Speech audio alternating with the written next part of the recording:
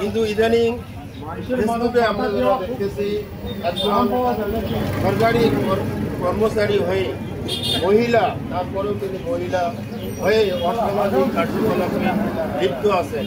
এইটা আমাদের রাজারহাট পার্টির জন্য একদম ঘৃণিত আমরা মনে করি।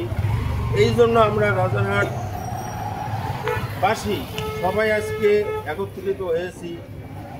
রাজারহাট উপজেলায় যেন কোনো প্রকার দুর্নীতি, কোনো প্রকার খারাপ কাজ না হয়, এই জন্য সরকারি কর্মকর্তা হয়েও অসামাজিক কাজে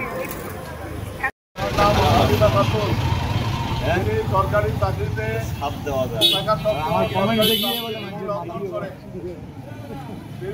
সরকারি চাকরি এবং চাকরিতে ফাঁকি দিয়ে করে আসছেন, যেটা রাজারহাট উপজেলার যুব সমাজের সামাজিক অবস্থানের কারণ হয়ে দাঁড়িয়েছে। বিভিন্ন যুব সমাজের ভাই আছে এবং সরকারি চাকরির পাশাপাশি যেটা ব্যবসা হিসাবে গ্রহণ করেছে। আপনারা আসলে অবাক হয়ে যাবেন যে একজন সরকারি নার্স কীভাবে একটা কমপ্লেক্সের অংশ করে অসামাজিক কার্যকলাপে লিপ্ত হয়। অত্যন্ত দুঃখের বিষয়, এই নার্সের বিরুদ্ধে অন্যান্য নার্সরা আজ থেকে 2-2.5 মাস পূর্বে লিখিতভাবে অভিযোগ করেছিল উপজেলা নার্সরাই তার অসামাজিক কার্যকলাপের অভিযোগ লিখিতভাবে সর্বপ্রথম করেছিল। 2-2.5 মাস রহস্যজনক কারণে তার বিরুদ্ধে কোনো ব্যবস্থা গ্রহণ করা হয়নি। আপনি গতকাল জানতে চেয়েছিলাম গত বছরই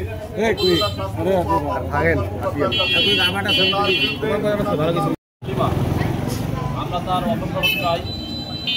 যদি ঊর্ধ্বতন কর্মকর্তারা তার বিরুদ্ধে কোনো অ্যাকশন না নেয়, পরবর্তীতে আমরা কঠোর থেকে কঠোর আন্দোলনে যাব। আমাদের একটাই দাবি, চরম মিথ্যাচার দিয়ে একটা ভিডিও দিয়েছে বোরখা পরে, 58 মিনিটে ফোন দিয়ে 8 মিনিট আমাকে হুমকি দিয়েছে। এখন সে বলছে আমরা নাকি তাকে হুমকি দিয়েছি। এই মিথ্যাবাদী, এই গণবিরোধী, এই হাসপাতালে সরকারি কাজে ফাঁকি দিয়ে সরকারি প্রতিষ্ঠানে, পবিত্র প্রতিষ্ঠানে অপবিত্র কাজ করে একে রাজারহাটে থাকার আমি কোনো কারণ মনে করি না। উপরন্তু সরকারি চাকরিবিধি লঙ্ঘন করার কারণে এর বিরুদ্ধে বিভাগীয় ব্যবস্থা গ্রহণ করে দৃষ্টান্তমূলক শাস্তির দাবি জানাচ্ছি এবং বাদ বাকি মামলা এগুলো আমরাই করব। আমরা দেখবো রাজারহাটে কিভাবে পরিবেশ নষ্ট করে রাজারহাটে টিকে থাকে। আমি অবিলম্বে সংশ্লিষ্ট কর্তৃপক্ষের কাছে দাবি জানাই, ইতপূর্বে যে সে অপরাধ করে এখন পর্যন্ত টিকে আছে, এইটা কর্তৃপক্ষ কেন তাকে এখানে রেখেছে এটা আমাদের জানা নাই। কি কারণে কর্তৃপক্ষ তার কাছ থেকে কি সুবিধা পেয়ে থাকে এমন যে এই ধরনের অপকর্ম করার পরেও তাকে এখন পর্যন্ত রাজারহাট হাসপাতালে বহাল রেখেছে। তাকে যদি 48 ঘন্টার মধ্যে রাজারহাট থেকে না সরায়, এরপর আমরা সিভিল সার্জনের কার্যালয়ের সামনে অবস্থান নেব। যদি তাও কাজ না হয় তাহলে কিন্তু আমরা একদম স্বাস্থ্য মন্ত্রণালয়ের সামনে গিয়ে অবস্থান নেব।